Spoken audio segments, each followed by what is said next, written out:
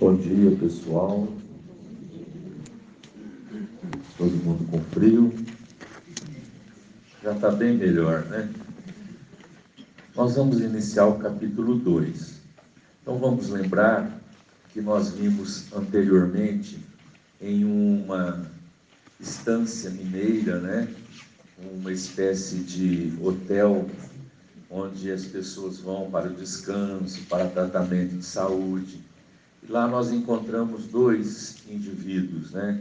A dona Evelina e o senhor Ernesto. E ele se aproximou dela e eles começaram a conversar. E eles estão lá, nesse jardim, né, da instituição, conversando. Então, vamos lá que continua a conversa dos dois. Não longe, surgiu um pequeno carro de passeio. Vinha devagar, muito devagar. Vendo o animal que se aproximava a passo lento, o cavalheiro disse à dama: compreendo-lhe a necessidade de repouso, mas se aceita uma excursão pelas termas... Agradeço, respondeu, contudo não posso. Refazimento é agora minha maior terapêutica. Efetivamente, nosso caso não comporta sacudidelas. A pequena viatura passou, rente ao sossegado retiro. Os dois receberam a razão da marcha morosa. O veículo fora de certo acidentado e mostrava uma roda partida, avançando dificilmente. Enquanto isso, o jovem boleiro, a pé, guiava o animal com extremado carinho, deixando-o quase livre. A senhora Serpa e o improvisado amigo seguiram-nos com o olhar até que desaparecessem na esquina próxima. Em seguida, Ernesto fixou um grande sorriso e enunciou muito calma: senhora Serpa. Ela, porém, cortou-lhe a frase em outro sorriso franco e corrigiu, jovial: chame-me Evelina. Creio que, sendo nós irmãos numa doença rara, temos direito à estima espontânea.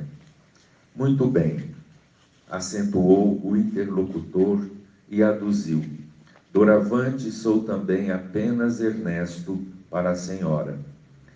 Ele deixou cair a mão descorada no encosto do banco enorme e prosseguiu: dona Evelina, a senhora já leu algo do espiritualismo?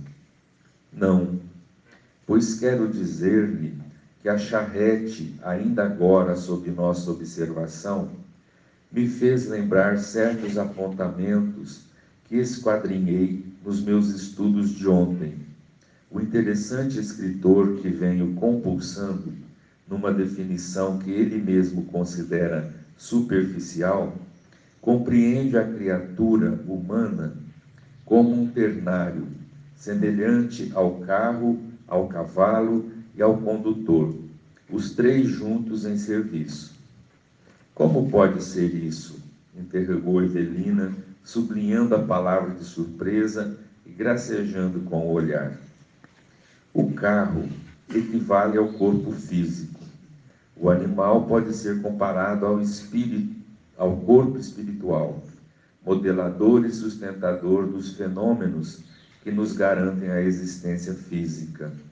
E o cocheiro simboliza, em suma, o nosso próprio espírito, isto é, nós mesmos no governo mental da vida que nos é própria.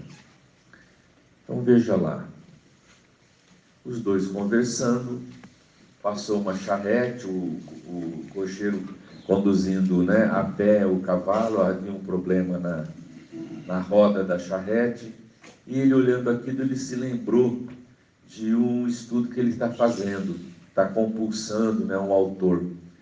E eu não me lembro, mas eu vou procurar, se essa anotação do cavalo está no Livro dos Espíritos. Aí a gente saberia que ele está lendo o Livro dos Espíritos, né? Mas eu vou ver ainda. mas isso já é anotado de algum autor. Então ele diz para ela assim: olha, essa imagem é como o autor que eu estou lendo, ele fala. Olha lá, ele diz que a carruagem é o nosso corpo físico. O espírito é o condutor. E o cavalo seria o perispírito ou corpo espiritual. Então veja que interessante. O corpo é realmente a máquina, né, que conduz. O perispírito está ligado à máquina. E o espírito é quem comanda tudo. Muito interessante, não é? E muito curioso que se a roda quebra ou se estraga a charrete, o condutor e o cavalo continuam vivos, né? E o condutor monta em cima do cavalo, não é? E continua as experiências, né? Então ele olhou, lembrou e deu para ela essa imagem. Ela está meio perdida para entender isso, porque a dona Evelina é uma senhora muito generosa, como nós vamos ver. Entretanto, ela não tem muita acuidade para essa questão da fé, para a questão das coisas espirituais. Por isso que ele perguntou a ela: a senhora já leu alguma coisa do espiritualismo? Lembrando que em épocas remotas, eles chamavam o espiritismo de novo espiritualismo. Então ele está perguntando se ela conhece alguma coisa, né? E ela não conhece nada. Agora veja a continuidade, ele falando dessa ação entre a charrete, o cocheiro e o cavalo. Luiz, Oi. aproveitando a imagem aí, mas mesmo nesse exemplo, sem o perispírito, o espírito e o corpo não vai para frente, não vai, porque ele é o elo de ligação, né, entre o corpo e o espírito. Então é assim, ó, o espírito, né, comanda o corpo espiritual, que comanda o corpo físico, né, o corpo material. Então vamos lá. Luiz Antônio, Oi. é Sócrates falando de Platão que compara o cavalo com Sócrates também fala isso. Ah, é? Mas eu tenho certeza que eu li isso em Espiritismo. Alguém deve ter citado, né? Dos espíritos, dos nossos impulsos, Como um cavalo. das paixões que a gente come. É outra questão que fala isso. Deve ter então algum autor que lembra da citação de Sócrates, né? Então olha só que a coisa é antiga, hein? Coisa antiga. O carro avariado, qual o que vimos aqui, recorda um corpo doente. E quando um veículo assim se faz todo imprestável, o condutor abandona-o à sucata da natureza e prossegue em serviço, montando consequentemente o animal para continuarem ambos no curso de sua viagem para diante. Isso ocorreria de maneira natural na morte ou na desencarnação. O corpo de carne, tornado inútil, é restituído à terra, enquanto que nosso espírito, envergando o envoltório da matéria sutil, que aliás lhe condiciona a existência terrestre, passa a viver em outro plano, no qual a roupa de matéria mais densa para nada mais lhe serve. Evelina riu-se, sem perder embora o respeito que devia ao interlocutor, e alegou: teoria engenhosa. O Senhor me fala da morte e que me diz respeito desse trio durante o sono. Muitos, razoavelmente, no sono físico, há descanso para os 3 elementos. Descanso esse em que varia de condutor para condutor, ou melhor, de espírito para espírito. Quando dormimos, O veículo pesado ou corpo carnal repousa sempre, mas o comportamento do espírito difere infinitamente. Por exemplo, depois de copioso repasto para o condutor e o cavalo, é justo que imobilizem ambos na inércia, tanto quanto o carro que carregam. Entretanto, se o boleeiro se caracteriza por hábitos de estudo e serviço, quando o veículo se detém na oficina para reajuste ou reabastecimento, ei-lo que utiliza o animal para excursões educativas ou tarefas nobilitantes. De outras vezes, se o condutor é ainda profundamente inábil ou inexperiente, patenteando receio da viagem, sempre que o veículo exija restauração, ei-lo que se oculta nas imediações do posto socorrista, esperando que o carro se refaça a fim de retomá-lo à feição de armadura para a própria defesa. Então, olha a imagem, né? Ela, aqui diz que ela ri um pouco dessa engenhosa teoria, né? Ela não tem nenhuma ideia disso. E ele, o Ernesto, ele está estudando algum autor espírita, porque veja lá o termo, desencarnação, encarnação. Então ele está estudando alguma obra, né, de algum autor espírita. Eu vou descobrir onde está essa história do cavalo, né? E aí ela pergunta, tá bom, e quando a gente dorme então? Como é que é essa coisa aí que o senhor está falando? Aí ele explica para ela, né?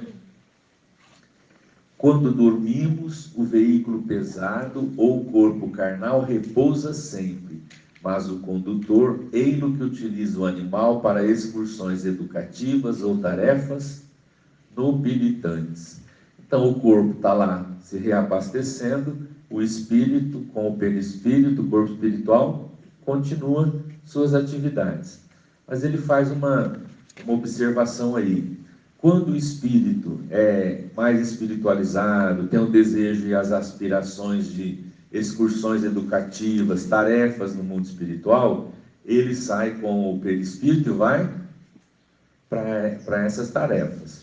Quando ele é inexperiente, ainda está meio inábil, ele fica nas imediações do corpo físico. Por isso, podemos falar que é quando o espírito é um pouquinho mais evoluído, ele se desprende mais fácil e mais longe. Fica preso à matéria. Tem espírito que, devido aos problemas que ele tem, o corpo dorme, ele fica dormindo em cima, assim, ó, preso à vida física. E há ainda aqueles outros que ficam ali nas imediações, né, não tem, é inexperiente, muito apegado à matéria, ele fica por ali. E há aqueles que saem, em vez de ir para a tarefa educativa, guia o cavalo para regiões, né, ou os vícios, para gandaia, né? Então vai para os próprios vícios, para os próprios interesses. E se ele tem o interesse de cometer mal contra alguém, ele também faz isso? Também faz isso. O André Luiz não fala de espíritos que dormem, corpo que dorme, o espírito sai e vai um plano de vingança no mundo espiritual, né? O que ele chama de obsessão de encarnado para desencarnado, também existe, né? Existe muita. Mulher que fica viúva, vai lá, né, prestar conta com o marido. Continua. A importância do estudo e serviço. Ele fala aqui, quanto mais a gente se espiritualiza, a gente está sintonizado. Está pensando na gandaia, vai estar pensando bem, vai no bem. Agora, assim, ser espiritualizado, para nós que estamos na Terra, nessa condição que nós estamos, com algumas exceções, que elas existem, quase sempre nós somos amparados. Então você sai do corpo e seu anjo guardião, os amigos que te querem bem, quando você é dócil para essas coisas, eles te levam né? Muitas vezes a gente vem no Centro Maria de Nazaré à noite desprendido, onde nós temos palestra também, temos atendimento espiritual. Todo grupo, assim, qualquer instituição religiosa na Terra, tem esses atendimentos, esse socorro espiritual à noite. E muitas vezes os que frequentam a igreja, a casa espírita, voltam à noite. Isso é muito curioso, né? Voltam para as atividades à noite. Então, essas tarefas, essas viagens, coisas mais amplas, o espírito tem que estar um pouco mais esclarecido. Nós, na verdade, somos conduzidos. Então, a gente não pode ainda ter aquela espiritualidade superior, mas pelo menos estar ligado às coisas espirituais para a gente ser amparado. Então, o que é se espiritualizar? É leitura nobre, é reflexão, é estar ligado a uma instituição religiosa, é o estudo, é o trabalho, embora que pequeno, mas é o trabalho que a gente realiza. Isso tudo vai nos preparando, né? Vai criando facilidade para a gente ter esse contato espiritual. Luiz, aí pode lembrar aí também que a gente já teve esse estudo a respeito do que você falou, que o encarnado vai procurar o desencarnado, mas os desencarnados também Tem, o encarnado, mesmo assim. Em estado de repouso. Por isso que alguns espíritos, quando o corpo está dormindo, em um ou outro momento que ele se vê perseguido, ele desperta no corpo abruptamente, né? Assustado, desesperado. Agora, a gente tem que saber ver as coisas. Se assiste Show do Roberto Carlos. Não, um filme, né? Assim, né? O Ataque da Serra Elétrica. Né? Você vê isso tudo, a sua imaginação guarda isso, sobretudo imagem, a gente guarda muito imagem, né? E aí você pode ter um susto lá, um pesadelo, mas é ligado às coisas que você viu aí, né? No estudo de quinta-feira, Luiz, a Cristina falou isso, da importância de a nossa última leitura antes de dormir, a última atividade mental, ser a leitura de uma prece, coisa rápida, né? E depois a nossa prece. E a gente cria vínculo, né? E aprender a pedir, porque pedindo a gente sintoniza. Jesus, obrigado pelo dia que eu tive hoje. Vou ensinar a rezar, viu? Obrigado pelo dia que eu tive hoje, pela ajuda. E agora, Senhor, quando meu corpo vai descansar, eu peço com toda humildade, por favor, permita que o meu anjo da guarda, meu espírito protetor, um espírito amigo que me quer bem, não me deixe entregue a mim mesmo e a minha inferioridade, mas que eles me conduzam a lugares bons, junto com os bons espíritos. A gente fazendo isso, você está facilitando. Condição, né? E essa coisa da imagem, a mãe diz que levou um menino, um rapazinho, já não sei aonde, falaram que fizeram trabalho para ele, tinha que comprar não sei o que, ficava em R$200 para desmanchar o trabalho. A outra disse que ele estava obsediado, a outra não sei o que. Ela veio aí desesperada conversar com o Divaldinho, deixa eu conversar com o garoto, sozinho. Aí o Divaldinho conversou com ele, que ele estava tendo pesadelos, que ele acordava gritando. E sempre pesadelo, uma coisa terrível. Aí conversa vai, o Divaldinho foi cutucando, ele fica até madrugada vendo um joguinho de mata e morre lá. Aquelas cenas terríveis, mata, estraçalha e cai. Tem que ter pesadelo, né? Até de madrugada vendo essas coisas. E esse joguinho, gente, não é o joguinho que a gente conhecia na nossa geração, não.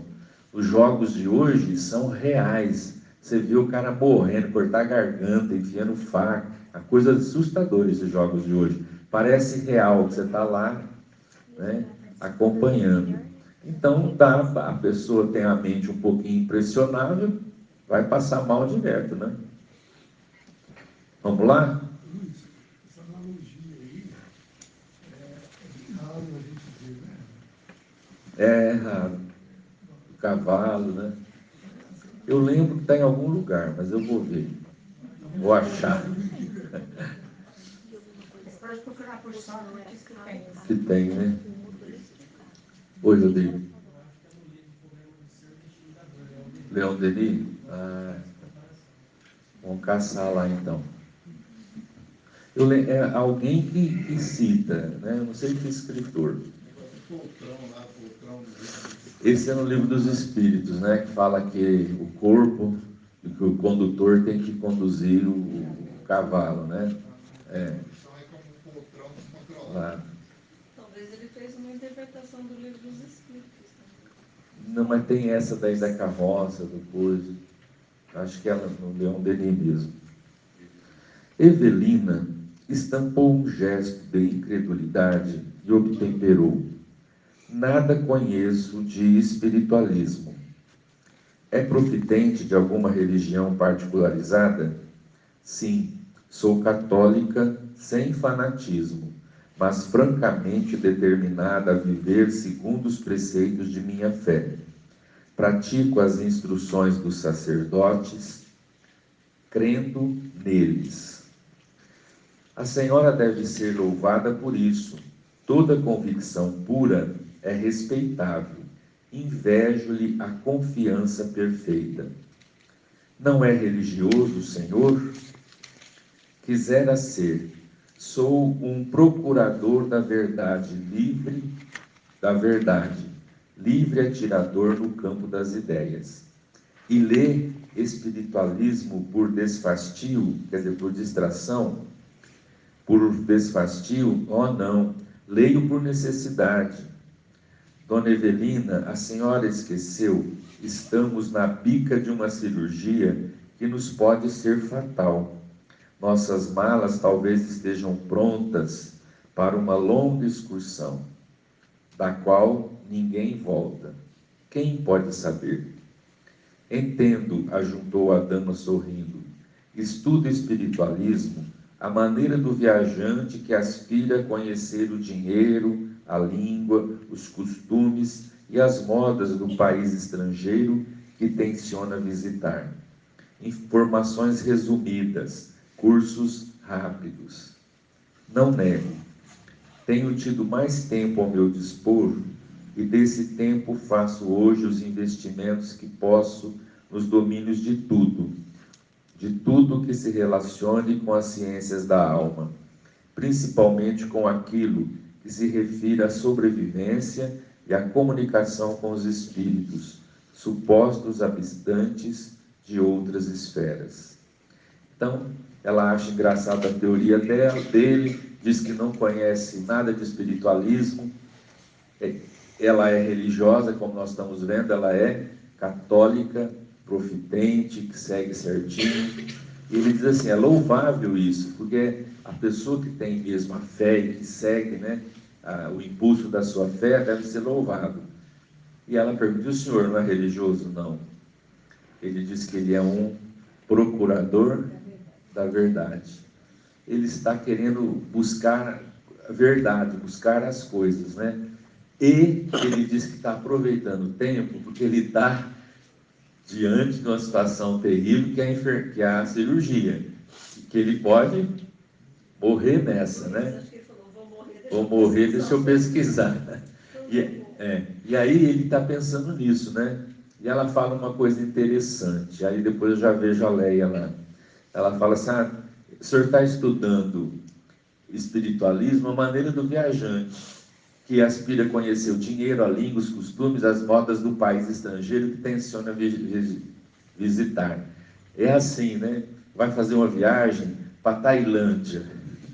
Nunca foi. Então a gente começa a correr atrás, né? Lugares da Tailândia, como é, que isso aqui, o dinheiro, nananana. Se informar rapidamente para poder chegar lá e ter uma noção mais ou menos, né? Então ela disse assim, o senhor está lendo, então é para isso, né? O senhor está correndo atrás da verdade para ver, porque quem sabe do outro mundo, né? Oi, Leia. Ciência da alma. Religião? Oi? Ciência da alma. É do indivíduo buscar essa reflexão, essa busca, né? Seria a ciência da alma. Então, ela diz que ele está como um viajante se preparando já para a morte. E ele diz, nós estamos diante de uma cirurgia que pode realmente nos conduzir à morte. Já está. E como ele nunca viu nada, então agora ele começa a buscar a verdade, querer conhecer alguma coisa, né? De última hora, né? Vai que... Então ele está curioso para saber como é que é esse outro lado, né? Agora, veja o diálogo deles aqui, que bacana agora. E o Senhor já encontrou a prova de semelhante intercâmbio, quer dizer, entre os espíritos, né, encarnado e desencarnado? Ainda não. Isso acaso não lhe desencoraja a busca? De modo algum. Prefiro as minhas crenças tranquilas, a confiança sem dúvida, a oração sem tortura mental. Será uma bênção que o seu estado íntimo e acato com todo o meu coração a sua felicidade religiosa. No entanto, se houver uma outra vida à nossa espera, e se a indagação aparecer em sua alma, como pode falar desse modo se ainda não obteve a suspirada demonstração da sobrevivência? Não me é possível descrer do critério dos sábios e das pessoas de elevado caráter que a tiveram. Bem, explicou Severina bem-humorada, o Senhor estará com os seus pesquisadores e eu ficarei com os meus santos. Não faço qualquer objeção quanto à excelência dos seus advogados, revidou Fantine no mesmo tom. Mas não consigo furtar-me à sede de estudo. Antes da moléstia, reconhecia-me seguro da vida, comandava os acontecimentos, nem sabia ao menos a existência destes ou daquele órgão do meu corpo. Entretanto, um tumor na suprarrenal não é uma pedra no sapato. Tem qualquer coisa de um fantasma, anunciando contratempos e obrigando-me a pensar, raciocinar, discernir. Tem medo da morte? Chasqueou a moça com fina verve. Não tanto. E a senhora? Bem, eu não desejo morrer. Tenho meus pais, meu esposo, meus amigos. Adoro a vida, mas, se Deus determinar a extinção dos meus dias, estarei conformada. É muito curioso a gente ver a crença dela. Ela é católica, profitente, confia muito nas palavras dos sacerdotes, né? E embora ela seja católica, frequentadora e tudo mais, quando se fala em imortalidade da alma, ela também fica na dúvida. Ela não é fanática, né? Mas o simples conhecimento da religião nos fala que a vida continua, só que muitas vezes a pessoa não pensa nisso por causa da crença que tem no inferno e no céu. Vamos lembrar que isso aqui deve ter acontecido no século passado, e ali por 1940, 40 e pouco, eu acho. Então, a religião na época era uma coisa muito fechada, né? E tinha essa expressão, você vai para o inferno, para o paraíso, ou fica no purgatório. Então, essa questão da vida continuar de maneira mais ampla, você entender que a vida prossegue, é no Espiritismo. Nas outras religiões, você não morre, você vai. Só que você vira outra coisa. É uma coisa meio estranha. Não é você, Maria é Maria, José é José. Você vai com tudo que você conquistou, vai também com as suas imperfeições. A morte é só mudança de plano, né? Nas outras religiões, você morre e continua sendo alguém. Continua sendo você mesmo, mas com uma visão diferente. Você vira alguma coisa. Porque eles não sabem, né, explicar certinho como é que acontece. Ela tem a consciência tranquila, né? Boa católica, consciência tranquila, é o que vale. É o que vale. É. Só que nós vamos ver no futuro do livro que a influência dessa religião, o comportamento dela lá, como ela teve aquela formação estreita, ela tem dificuldades de assimilar certas verdades. Então você veja que é questão de amadurecimento espiritual, né? Aquela religião que prega que você vai dormir, né? Vai dormir depois do... Né? E o André Luiz descreve num livro muitos espíritos que tiveram essa fé, que morreu, dorme e fica esperando o dia do juízo final, que eles criaram tal a confiança no que eles aprendiam, eles criaram um atavismo mental, que eles morrem, aí eles estão dormindo. Então eles dormem mesmo. E André Luiz descreve o auxílio, o tratamento, né? Até eles conseguirem despertar. Então os espíritos generosos vão trabalhando, vão aplicando passes, para que eles possam despertar desse sono, né? O André Luiz descreve, o André está falando, que ele entra assim num galpão enorme, cheio de macas, né? E o pessoal dormindo mesmo, né? Então, ela diz assim para ele, né? Achei engraçado isso daí. Dorme-se anos. Ela, bem-humorada, falou assim, ó, o senhor então fica com os seus pesquisadores, que eu fico com os meus santos, né? Não, cara, né? É a fé da pessoa, né? Às vezes, na mediúnica, vem espíritos e eles falam assim, eu estava dormindo, por que me tiraram de lá e trouxeram aqui? Já é uma ajuda? Já é ajuda para o despertamento do espírito. Né? Direto, né? Tem mesmo. Tem muito espírito nessas condições ainda, né? E já quando está em condição, aí os espíritos trazem para despertar mais ainda, né? Ele tem um entendimento diferente dela, né? Muito bem. Vamos lá?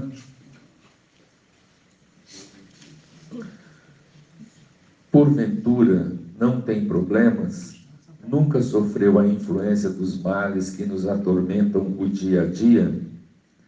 Não diga que me vai examinar a consciência. Já tenho que dar contas de mim mesma aos confessores. Quer dizer, eu já tenho que confessar, né? Vocês vão querer também me confessar aqui, né? Vamos lembrar que ela é do tempo, olha aí, que havia confessionário na igreja, né? Que a pessoa confessava. Ainda existe sacerdotes com esse pensamento muito estreito, né? Que é ao pé da letra. E existem sacerdotes hoje que são mais abertos, continuam católicos, continuam pregando na igreja e tudo mais, só que tem uma mentalidade mais ampla. Por quê? Porque se não atualizar a fé, as igrejas ficam vazias.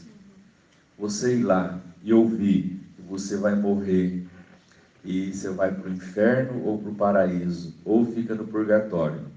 E aí você ouve aquilo e você se examina e fala assim, estou perdido, né? E aí, como é que a gente vive com essa sombra de que vai para o inferno, para o purgatório? Né? Onde no inferno tem fogo, você vai ficar ardendo lá, né? E no purgatório é um lugar de sombras que você continua sofrendo, né? Enquanto não intercederem por você, você fica lá. E o outro vai para o paraíso, vida eterna e tudo mais. Então são conceitos de uma igreja do passado. Hoje a gente vê vários padres falando que o inferno é um estado de consciência, não é um lugar, é a pessoa que não está bem com ela mesma, que está distante de Deus. Então eles já mudaram o conceito, né? A interpretação já começa a ser diferente.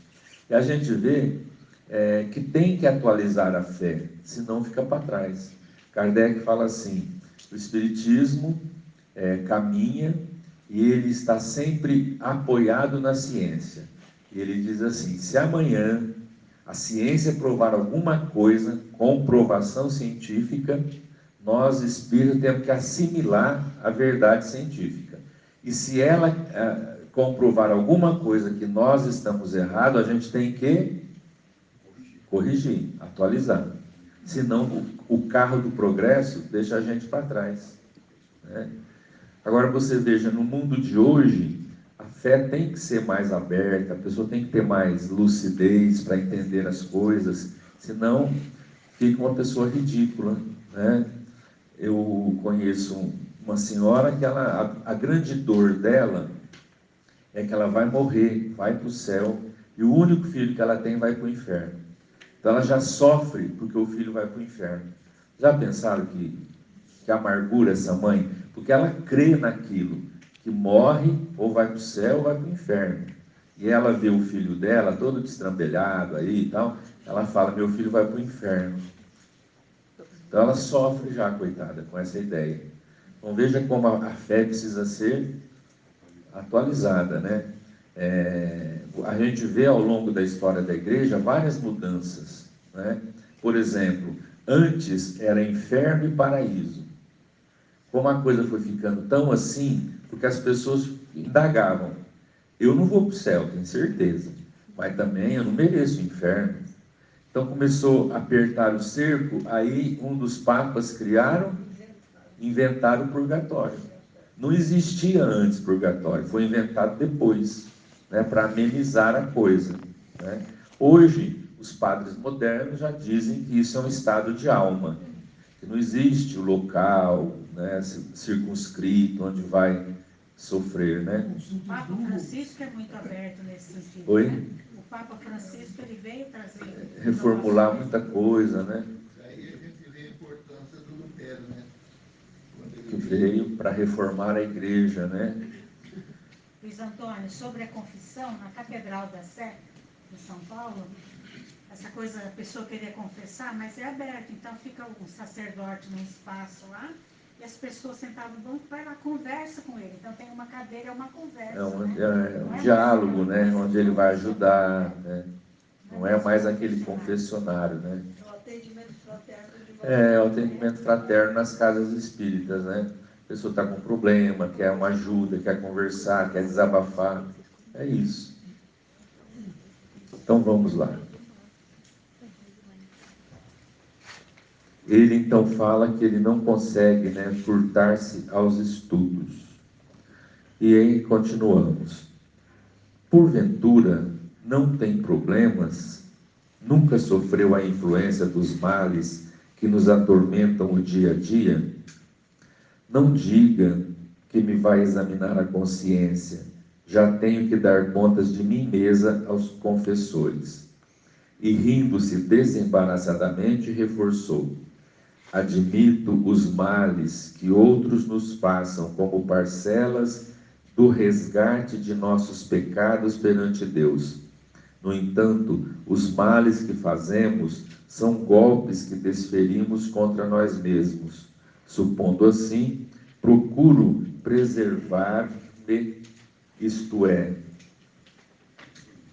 reconheço que não devo ferir a ninguém. Em razão disso, busco na confissão um contraveneno que de tempos a tempos me imunize, evitando a explosão de minhas próprias tendências inferiores. Admirável que uma inteligência qual a sua se acomode com tanto gosto e sinceridade à confissão. Certamente preciso saber com que sacerdote me desinibo. Não quero comprar o céu com atitudes calculadas, e sim agir em oposição aos defeitos que carrego. E por isso, não seria correto abrir o coração diante de quem não me possa entender nem me ajudar. Então veja só que interessante. Mas você não tem problemas? Ele pergunta. Ela disse assim: tem os problemas da vida, mas eu entendo na minha fé que os males que as pessoas me fazem é o sofrimento que eu tenho diante dos pecados de Deus, dos pecados para com Deus. Então, esse sofrimento eu tenho que aguentar, porque isso daí está sanando os meus pecados, né? E o pecado que eu faço aos outros, esse que é o problema. Então, eu faço esforço para manter a minha fé e busco na confissão um meio de extravasar, se imunizar, ter mais força para continuar vencendo. E ela fala uma coisa curiosa, mas não é para qualquer padre que eu vou me abrir. Ela escolhe, mostrando que ela também tem a percepção de que existem padres e padres, como também existe médiuns e médiuns, né? Em qualquer religião, os problemas são os homens, não são a religião. A gente fica assustado quando a gente vê certas citações do Alcorão. Você começa a ler, tirando umas interpretações, umas coisas da interpretação deles, o livro é puro amor. A gente não entende como que existe muçulmano explodindo bomba, matando. A gente pensa que todo muçulmano é assim, e não é. São os fundamentalistas, né? Então, eles são assim, a mensagem é boa, só que o problema são os fanáticos, são os doidos, né? Como a gente vê em todo lugar, né? Luiz, interessante que ela é católica, mas as palavras dela, quando ela fala assim, ó, os males que eu tenho é resgate de outros pecados. O que é isso para nós? Expiação. Expiação. Os males que eu vou fazer... Consequência. É consequência. É lei de ação e reação. Então, o que ela fala aqui... No íntimo, né, ela tem essa... E até a confessar para o padre, vamos trazer para nós, seria aquilo que a gente faz à noite, que Santo Agostinho nos ensinou, né? A nossa consciência. Agora a gente vai falar para o padre, a gente fala com a gente mesmo. É a mesma situação, né? Compreendo. Retomando o trato íntimo à base de respeitosa confiança, a senhora Serpa considerou: acredite que também eu, ante a enfermidade, tenho vivido mais cuidadosa. Até mesmo na véspera da minha vinda para cá, harmonizei-me com os deveres religiosos, confessei-me, e das inquietações que confiei ao meu velho diretor, posso dizer-lhe a maior: não me conceda tanto.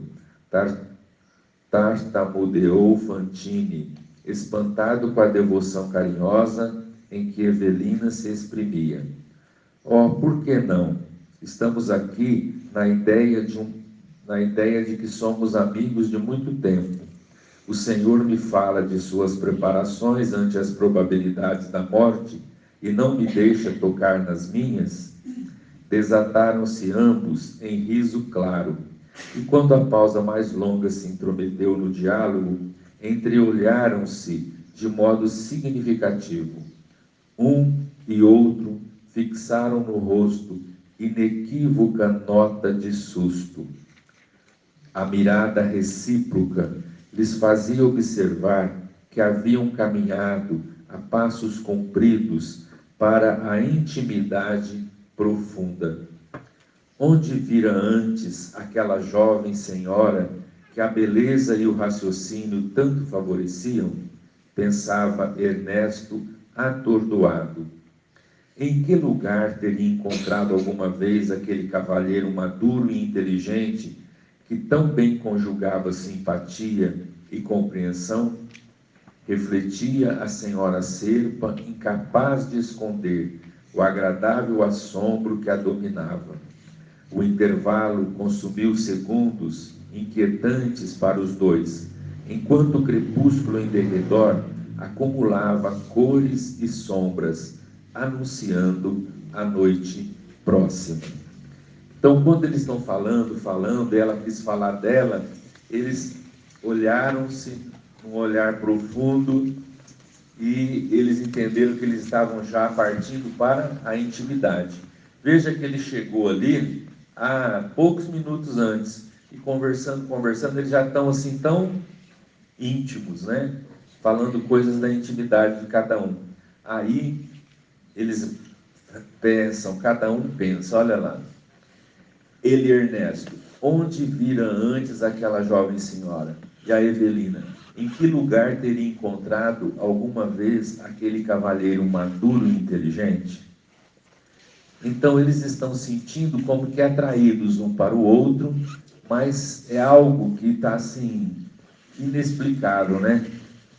A gente ficou amigo agora e como que está um laço tão forte, tão firme entre nós, né? E ele diz, parece que eu já conheço ela há tanto tempo. E ela, parece que eu já encontrei ele, que já conheço também.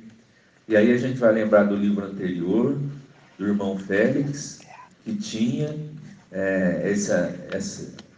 esse compromisso, essa atração àquelas duas famílias que nós vimos, porque no passado ele estava envolvido com todos eles. E aí eles sentiram isso agora, que um como que parece que conhece o outro, né? Então nós já vamos concluindo que deve existir entre eles alguma ligação, alguma coisa que os aproxima sem explicação. Isso a gente vai ver na continuidade do livro, né? E esses primeiros capítulos, pessoal, vocês estão vendo que eles são bem assim, mais de apresentação dos personagens, das coisas, né? Mas, como diz o outro, a coisa vai esquentar, tá? A gente vai ver muita coisa doutrinária, muito ponto interessante que nós vamos ver nesses dois personagens, a Evelina e o senhor Ernesto. É um diálogo, esse é melhor que o primeiro capítulo, né? Porque o primeiro foi só, eles já estão conversando, e aí depois vão para a cirurgia, e aí a gente vai vendo, muito interessante, tá bom? Então, na semana que vem, a gente... Mas esse capítulo tem um ensinamento muito Tem, bom para nós. tem. Espírito, perispírito. Espírito e corpo. A lição é muito boa. Nos preparamos então para a atividade do passe.